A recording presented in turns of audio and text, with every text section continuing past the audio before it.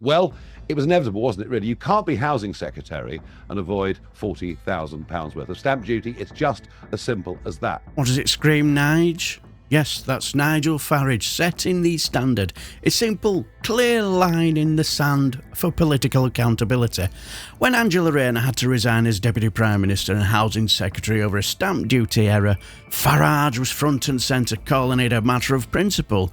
He said it screamed entitlement. He said he didn't see how she could possibly survive it. He set the bar. He told the whole country what integrity is supposed to look like. But what happens when we take Nigel's own standards and apply it to the man himself? What happens when we look past the pointing finger and really examine the person holding it? The story we found isn't just about hypocrisy. It's a deliberate public deception that makes the scandal he was condemning look like child's play. Let's be crystal clear on the rule Farage laid down. In early September 2025, Westminster was buzzing about Angela Rayner's resignation. An investigation revealed she'd underpaid stamp duty by £40,000 on a flat she bought. As the Housing Secretary, the political fallout was catastrophic. A top minister responsible for the nation's housing policy had made a huge error on her own property tax. The pressure was on, and Nigel Farage was leading the charge for her to go. He framed it as a simple, non-negotiable issue of integrity, and in a video he posted, he was blunt. Well, it was inevitable, wasn't it, really? You can't be housing secretary and avoid £40,000 worth of stamp duty. It's just as simple as that. At his party conference, he called it a scandal that... And it screams to entitlement. And claimed the government is as bad, if not worse, than the one that went before. He argued her position was impossible to defend, and in the end, she resigned. So the standard was set. For Farage, a £40,000 tax issue involving a senior politician is a resigning matter. No excuses, no second chances. It's about principle. Remember the word, principle. Now let's switch gears from the Westminster drama and head to Clacton-on-Sea, the constituency Nigel Farage represents. Towards the end of 2024, Farage was dealing with a familiar problem. People were calling him an absent MP, saying he spent more time in TV studios than in the community he was supposed to serve. He needed to prove he was committed, and he had a very public answer. In November, he told Sky News straight up, "I've just exchanged contracts on a house that I'll be living there in. Is that good enough? I bought a house in Clacton. What more do you want me to do?" He said it again on LBC in January, painting a picture of himself living the local life, telling the host you could see him often on a Saturday morning out buying the essentials like limes, tonic, and all that sort of thing. Yeah, man of the people there. The message was unmistakable. Nigel Farage, man of the people, had bought a home on his own patch. It was a straightforward statement of fact and a powerful comeback to his critics. Except there was just one big problem.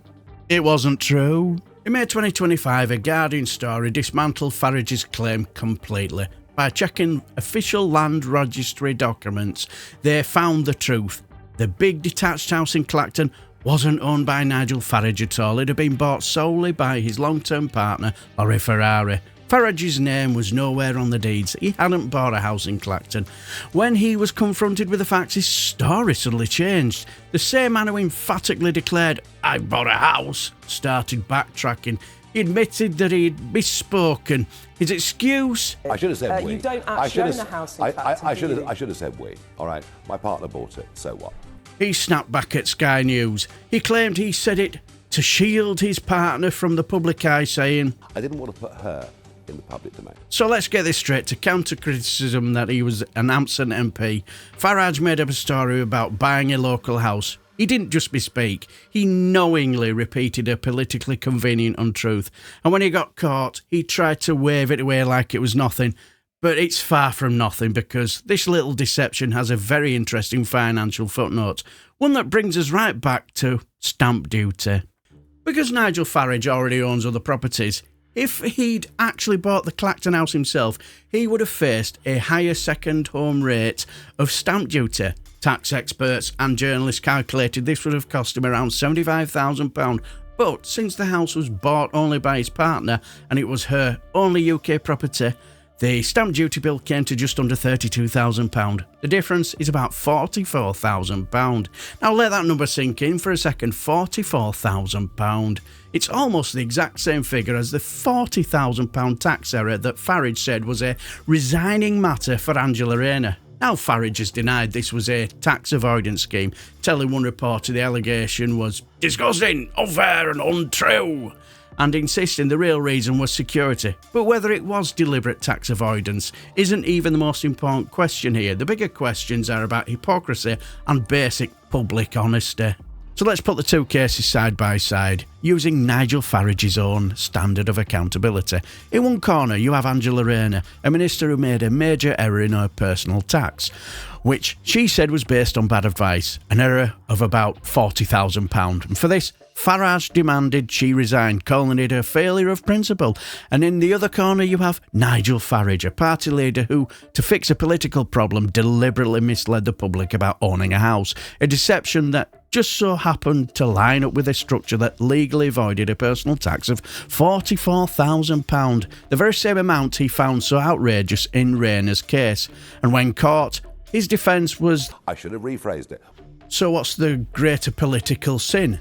An error in calculating a complex tax, or a calculated public untruth told to boost a political image?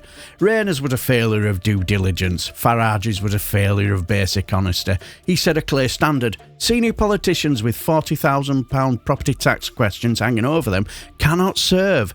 So by his logic, how can he? If the Clacton house was a one-off, you might be tempted to let it slide. But it's not. It's part of a well-documented pattern. It's the story of a man who preaches one thing for everyone else and does another for himself. For years, Farage has used a private company called Thorn in the Side Limited to manage his huge media earnings, including nearly £400,000 from KGB since August 2024.